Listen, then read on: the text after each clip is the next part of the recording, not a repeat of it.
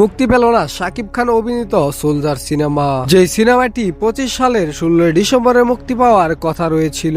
অনিবার্য কারণবশত এই সিনেমাটি মুক্তি না পেলেও জানা যায়নি এর সঠিক মুক্তির দিনক্ষণ। তবে অনেক লিটিজেনরাই মনে করে নিচ্ছে যে শাকিব খানের প্রিন্স সিনেমার সাথেই মুক্তি দিবে সোলজার সিনেমাটিও। আসন্ন রমজান ঈদকে ঘিরে চলছে শাকিব খানের প্রিন্স সিনেমার শুটিং। আর এই সিনেমাটিকে লাক্সারি স্কেলে করে তুলতে এর নির্মাতারা কাজ করে যাচ্ছে দিনের পর দিন। আবার অন্যদিকে থেমে নেই সোলজার টিমও, তারাও কাজ করে যাচ্ছে শাকিব খানের এই সিনেমাটিকে মুক্তি দেওয়ার জন্যই। তবে বাস্তবিক প্রেক্ষাপটে জটিলতাও রয়েছে অনেক, আর সেই জটিলতাগুলো কাটিয়েই শাকিব খানের দুইটি সিনেমা রোজার ঈদে মুক্তি দেওয়ার চিন্তা ভাবনা করছে সোলজার টিম এবং প্রিন্স টিম। অনেক লিটিজেনরাই বলছে দুটি সিনেমা যদি একসাথে মুক্তি দেওয়া হয় তাহলে সিনেমা করার খরচও উঠবে না। আবার অনেকেই বলছে তো শাকিব খানের যারা ভক্তবিন্দু রয়েছে তারা দুটো সিনেমা দেখার জন্যই প্রস্তুত রয়েছে। দর্শক, সত্যি যদি শাকিব খানের দুটি সিনেমা